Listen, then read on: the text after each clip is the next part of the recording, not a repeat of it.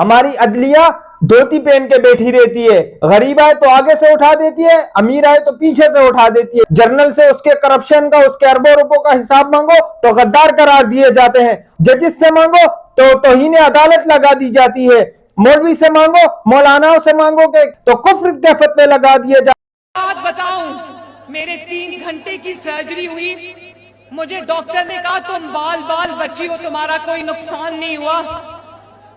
ان کو پتا تھا پچھلے 5 سال کی میری سرجری ہونی ہے اور وہ دنیا میں صرف 2 ممالک میں ہوتی ہے، انہوں نے مجھے پاسپورٹ نہیں دیا۔ اگر تمہاری جگہ کوئی بھی غیرت مند انسان ہوتا نا تو یہ بات بتاتے ہوئے شرم سے ڈوب مرتا کہ میرے باپ نے 3 دفعہ اس ملک پہ حکمرانی کی ہے، 3 بار اس ملک میں اس کو حکومت ملی ہے، 1 سال میرے چچا کو ہونے والا ہے اس ملک پہ حکومت کرتے ہوئے، لیکن وہ ایک اس قسم کا ہاسپٹل نہیں بنا پائے جہاں میری سرجری ہو سکے، جہاں میرے باپ کا علاج ہو سکے، جہاں میرے بھائیوں کا علاج ہو سکے، جہاں نون لیگ کی پوری قیادت کا علاج ہو سکے، جہاں پی ڈی ایم کی پوری قیادت کا علاج ہو سکے۔ 35 سالوں میں آپ لوگ ایک ایسا ہاسپٹل نہیں بنا پائے جہاں آپ لوگ اپنا علاج کروائیں، اور اب بھی عوام سے ووٹ مانگتے ہو۔ یہ بات کرتے ہوئے تمہیں شرم نہیں آئی کہ تمہیں پچھلے 5 سالوں میں جانے نہیں دیا گیا علاج کرانے کے لیے؟ اور بی بی تم نے خود کہا تھا کہ یہ اگر پلیٹ میں پاسپورٹ اور ٹکٹ لا کر رکھیں تب بھی میں نہیں لوں گی، اور جیسے ہی چچا جان کی حکومت آئی فوراً بس یہاں سے جس طرح سب کو ریلیف ملا تمہیں بھی ریلیف مل گیا، عدالتوں نے تو 3 سال پہلے ہی تمہیں ریلیف دے دیا تھا۔ جس بھگوڑے کی تم عیادت کرنے کے لیے ضمانت پر رہا ہوئی ہو وہ تو تمہارے رہا ہونے کے کچھ دن بعد ہی لندن بھاگ گیا اور اب تک واپس نہیں آیا، تو تم کس بنیاد پہ عدالتوں سے ریلیف پر ہو؟ لیکن عدلیہ کو بھی کیا کہا جائے، ہماری عدلیہ بھی تو لونڈی بنی ہوئی ہے امیروں کی۔ ہماری عدلیہ دھوتی پہن کے بیٹھی رہتی ہے، غریب آئے تو آگے سے اٹھا دیتی ہے، امیر آئے تو پیچھے سے اٹھا دیتی ہے، یہ حال ہے ہمارے عدالت۔ اب اگر توہین عدالت لگانی ہے تو لگا دیجئے مجھ پہ۔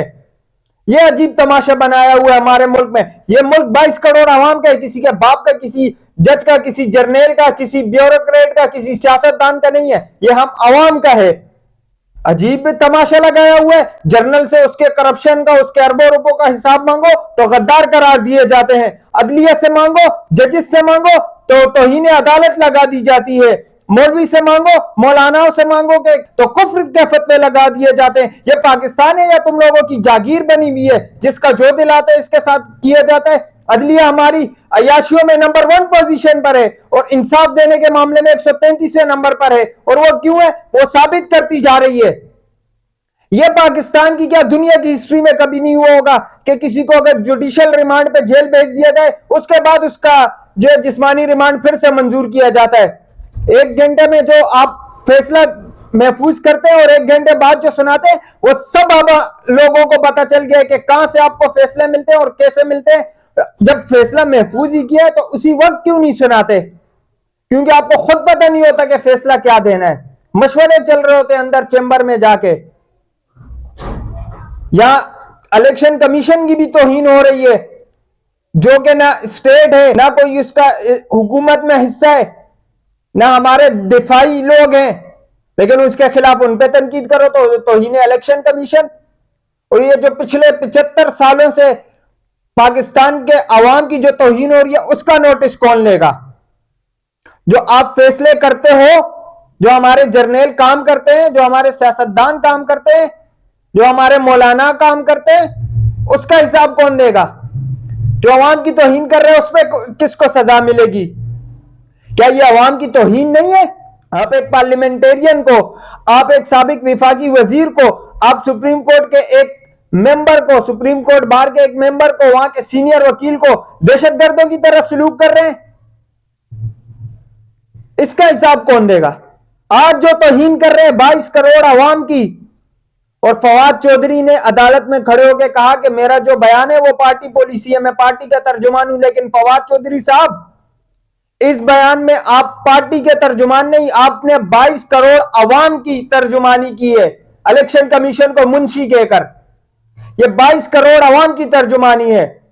اگر کسی کو یقین نہیں آتا ٹویٹر پہ ٹرینڈ دیکھ لیں، منشی الیکشن کمیشن ٹاپ ٹرینڈ چل رہا ہے، کیونکہ آپ لوگ کام کرتے ہیں منشیوں کے۔ کس کے منشی بنے ہوئے ہیں یہ بھی ہمیں پتا ہے. ایک ایک کا نام عوام جانتی ہے کہ کس کے کہنے پہ کیا ہوتا ہے. Mister Y, mister Z, mister X سب پتا ہے. ڈرٹی ہیری کون ہے یہ بھی سب کو پتا ہے. لیکن عوام بھی بیوقوف اور بزدل ہے، اپنے حق کے لیے نہیں نکلتی. جب فواد چودھری پہ بغاوت اب فرض ہو چکی ہے، فواد چودھری نے بالکل صحیح کہا تھا، کیونکہ گھروں پہ بیٹھ کے انقلاب کبھی نہیں آتا. اگر ہمارے بزرگ یہ سوچتے کہ گھروں پہ بیٹھ کے انقلاب آئے گا تو آج ہم آزاد تو خیر ہیں بھی نہیں، لیکن آج ہم الگ ملک بنا کر نہیں بیٹھے ہوئے ہوتے. اگر ہمارے بزرگ بھی اسی طرح سوچتے تو قوم بن کر نکلیے باہر اور ان لوگوں کو جواب دیجئے، اپنی توہین کی سزا دیجئے.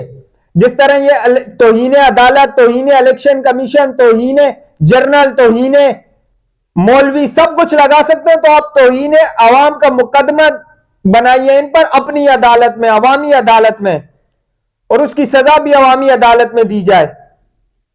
اب بہت ہو گیا ہے. اب اگر آپ نے اپنے ملک کو بچانا ہے تو باہر نکلنا پڑے گا. اب دو راستے ہیں، یا تو غلامی قبول کیجئے یا آزادی کے لیے نکلیے اور لڑیے. اس کے علاوہ آپ کے پاس تیسرا کوئی آپشن موجود ہی نہیں ہے.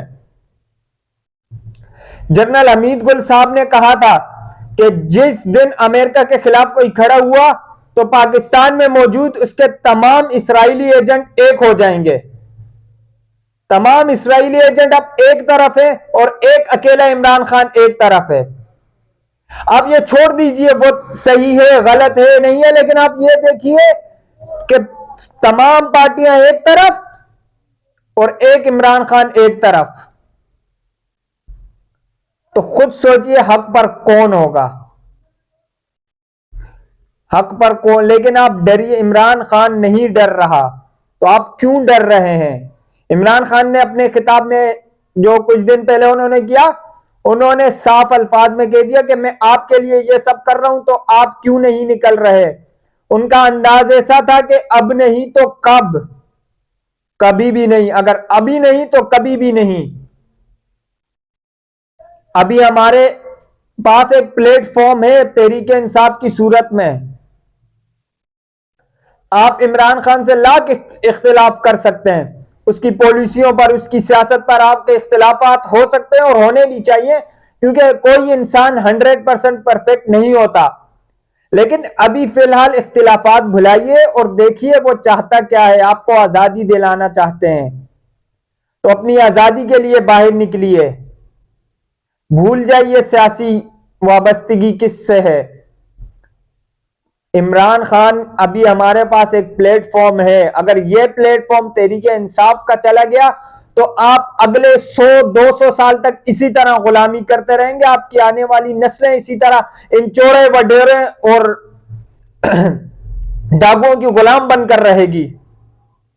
اپنے لیے نہیں، اپنے آنے والے مستقبل کے لیے سوچئے، اپنے بچوں کے مستقبل کے لیے سوچئے اور باہر نکلیے گھروں سے اور بتا دیجئے سب کو کہ اب توہین عوام نہیں چلے گی.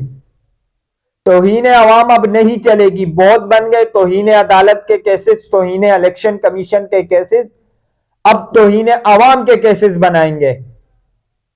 یہ عوام کی توہین ہے کہ پاکستان کے سب سے مقبول ترین پارٹی کے جو رہنما ہے اس کے سر پر کپڑا باندھ کر اس کے منہ پہ دہشت گردوں کے ساتھ بھی ایسے نہیں سلوک ہوا پاکستان میں. آپ نے ابھی نندن کے انٹرویوز دیکھے، کسی انٹرویو میں اس کے سر پر کپڑا تھا، اس کا چہرہ چھپایا ہوا تھا.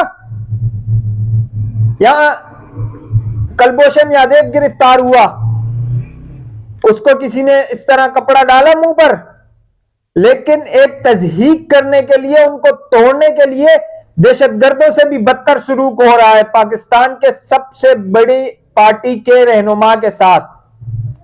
لیکن عوام خاموش ہے.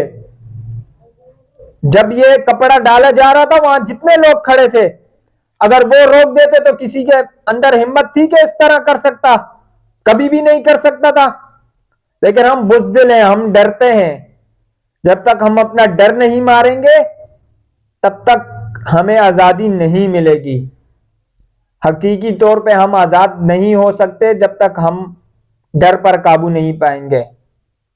اگر کسی کی میری باتوں سے دل آزاری ہوئی ہو تو اس کے لیے معذرت، لیکن یہ حقیقت ہے اور حقیقت تسلیم کیجئے.